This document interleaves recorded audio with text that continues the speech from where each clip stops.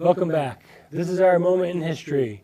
Today we take a look back in history to look at Americans' past immigration policy from someone who actually lived through it. So Maury, they talk about, we need comprehensive immigration reform and all this and that. You immigrated to this country. Share your story with the folks. Well, if you can remember, and a lot of people heard of Crystal Night, this was the night when the Nazis went after the Jews with money because they had a shortage of finances. So they figured they would burn down Jewish synagogues, businesses, and then collect the insurance and to balance their budget. That's what this was about, but they needed a provocation. The provocation was a Polish Jew by the name of Herschel Greenspan, who went into the German embassy looking for the ambassador, but he shot the third secretary instead because he was the first guy that he saw. And that's because his parents were killed by the Nazi border guards when they tried to get into Poland and get out of Germany. And the Poles didn't want them. Poles were just as bad against the Jews as the Germans were at that time. So the thing is that finally my grandmother, who was a great military person, she was part of the ruling group of the military, she would not leave. But my father had to get out overnight. They were going to put him in a concentration camp. And you couldn't just sneak across the border or come in a boat and just show up? The only way we got out, first of all, my father got out because his uncle's wife was the first cousin of Herbert Lehman, the governor of New York, and Lehman sent $35,000 to Batista in Cuba to get a boat into Hamburg. So my father, who was smuggled into Hamburg by the Social Democrats, of which he was head of the doctors' movement, got out. Now my mother was lucky. God bless her, how she worked at it.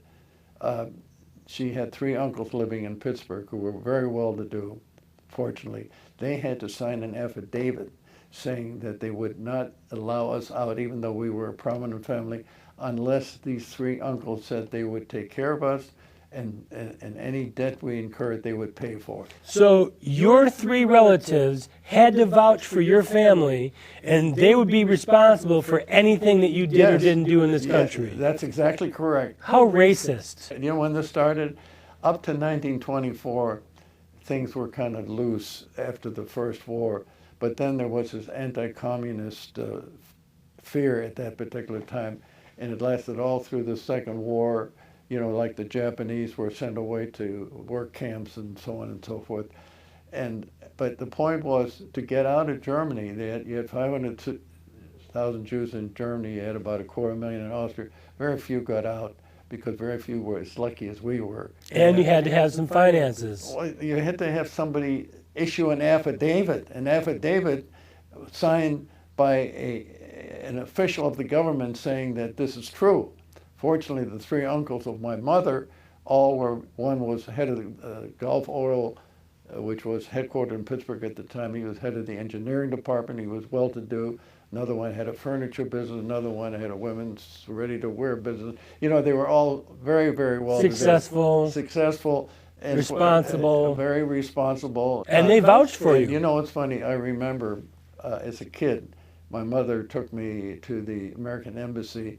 And in Germany. Yes, in Germany. And the ambassador had a German secretary, a Nazi, and she started on my mother, and my mother was crying because she hectored her, and I almost screwed things up because I said, "You so and so, how dare you talk like that to my mother?" And she backed away. I was a little kid, 10 years old. And I got tough with her, and she backed away, which always proved to me that if you get tough with these people, they think you're either one of them or they leave you alone. You might be crazy. They thought I was crazy, so they let me alone. But the point is that only a few thousand Jews ever made it to the United States. Roosevelt sponsored two refugee organizations to talk about the refugee problem. One was in Bermuda, one was in another Caribbean island at someplace. Nothing came of it. So the people that were left there were left at the mercy of the SS and the Gestapo and the Germans, Nazis. Probably not a good ending.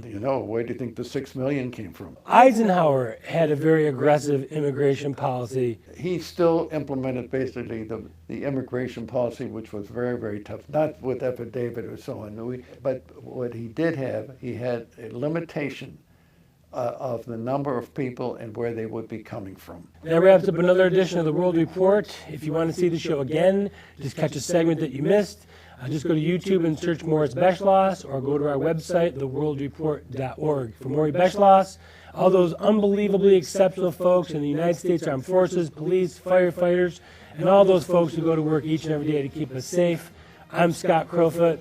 God willing, we'll see each other again.